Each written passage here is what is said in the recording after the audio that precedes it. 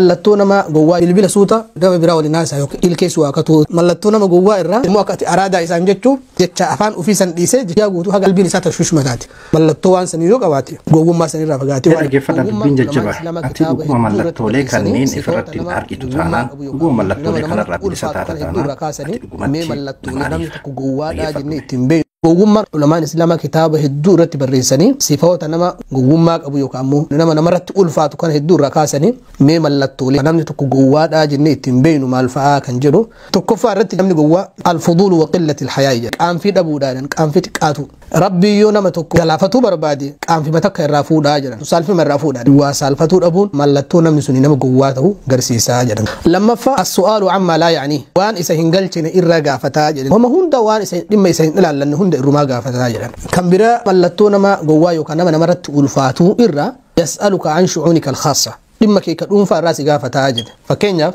jaartii tee waliin akkam jirta asin dura akka carraafa yoo ka waliin si araarsu taate aboo warra keessanii waliin araaramtanii mi akkam fi keessatti sin jedha hanga ati yaa rabbi nama kana awwala man guddoo godhee maa fidadhee dhimma kiyyamaa itti himadhee jetteeti uf jibbisu takka waa'ee maatii kee irraa si gaafatu waan ati yuu dagattee waan jaartiin teetu dagatee dhimma dhuunfaa keetii ka ati hawaasatti ol baasuu hin barbaanne ka yookaan immoo isumattuu dubbatuu hin barbaanne inni xiqqoo macaafii qabeennaan gad hin dhiisu jedha kan itti aanu mallattoo nama gowwaa irraa waan namni silaa beekaatumaan irraa cal'ise fa'a ajandaa godhee kaasa jedha kan itti aanu yoo namni wahii guyyaa kanatti kootumee affeerraa laaqanaa wahii si godhaa jedheen nama shan ijaaf waliin qabatee dhufaadhan kan itti aanu yoo nama dhukkubu tokko gaafatuuf bira dhaqe achi tura jedhan namni dhukkubu dhukkubsataadha namni gariin kan namayyuu arguu hin barbaanne jira kan nama waliinuu haasayuu hin barbaanne jira ka tasgabbii barbaadu jira ebaluun tokkoon dhukkuba operaasyoona godhate jettee dhayxee akka ganama achi bira teette haga galgalaatetti akkanumatti bira teette banqessaa duraanii wajjitti guurte mata dhukkuba namichi dhukkubsatu yaa rabbi narraa baasii jedhaa wal garaa isaa keessatti galgala inni ammoo sa'a kana guutuu bira ture nagaatti abbuu hanjaasi bira illee hin turre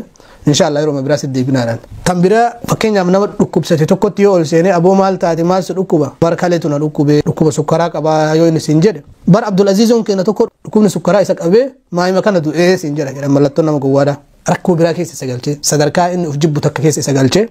isa gadi dhiisee biraa bahaa jedhan kan biraa mallattoo nama gowwaarra yoo nama lama kawaa walitti as gargaranii haasahan arge hujii ufii dhiise waan itti biizii tahaa jiru san dhiise waan dhimma isan ilaalla itti isikee yookaan waan isaan jedhan san dhageeffata dhaabatee dhageeffataadhaan hadiisa keessatti illee dhoorgaadha beeki rasuulli sallallahu alaihi wasallam waan jedhe man istama'a ilaa hadiisi qawmi wahum lahu kaarihuun subba fi udhunayhi al'aanaku yawma alqiyaama dhageetti isaa osoo jibban namni cinaa galee yookaan mana duuba dhokatee nama dhageeffate guyyaa qiyaama rabbiin subhaanahu wa ta'ala sibiila bayfamaa gurra isaatitti naqaadha rasuulli sallallahu alaihi wasallam kan biraa mallattoo nama gowwaa kasratul kalaami alladhii laa faayidata fiihi waan faayidaa hin qabne keessatti haasaa itti heddummeessaadha kan biraa mallattoo nama gowwaarra yoo keessummaa namatti dhufee jedhe nama biraa hin bahuu jedhan haga namni warri keessummaa sun isa hifatutti haga namni uf jibbee amala hundaaf gadi dhiisee tartiiba gad dhiisutti hin barbaachisu jechuudha kan biraa namni gowwaan yeroo gurupiidhaan nama shanii ja'an rafaa jira halkan ka'ee mana keessa deemaadhaan halkan ka'ee yookaan ifaa qabsiifatee waa kitaaba fa'aa dubbisa sirratti yookaan immoo bilbila suuta nama biraa waliin haasaa yookaan namni rafaa jira inni ammoo taa'eetiin gungumaa jedhan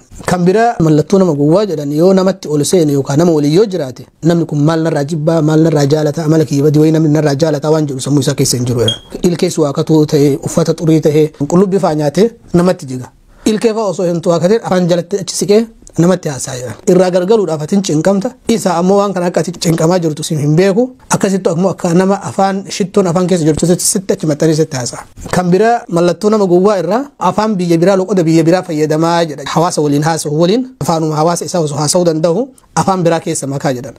I never forget that sin jedha akka ati maashaallah ibaluun kun sila English illee haasaa akka atiittuuf yookaan afaan Oromoo osoo sitti haasaa jiru afaan Amaariffaa keessa dabarsaadhaan namni tokko nama afaan isaa beekuu waliin osoo haasaa jiru afaan Ingilishii keessa dabarsa afaan Arabiffaa keessa makee ta'ala yaa akhi uturukni osoo haasaa dheeraa haasaa jiru akka ati araadaa isaan jechuu jecha afaan ofii san dhiisee jechooyii keessa mammakataa namatti haasaadhaan osoo afaan namni itti haasa'u sun dhibbara dhibba afaan Oromoo beeku kan biraa mallattoon nama gowwaadha osoo namni biraa isa bira jiru nama biraatitti gurratti waa haasaa nama sadiin nama lamaan taa'aa jirta abboomee kootu asitti haasaa nama tokko achi dhiiftee nama tokko waliin ati gurratti haasaa jechuun kan kophaa jiru sun maal saya aboo waan kiyya haasaani maal haasaan maal jedhe guyyaa guutuu haga addaan bayanitti qalbiin isaa tashwiish mataati حديث كيست اللي بيكن جرى رسول صلى الله عليه وسلم إذا كنتم ثلاثة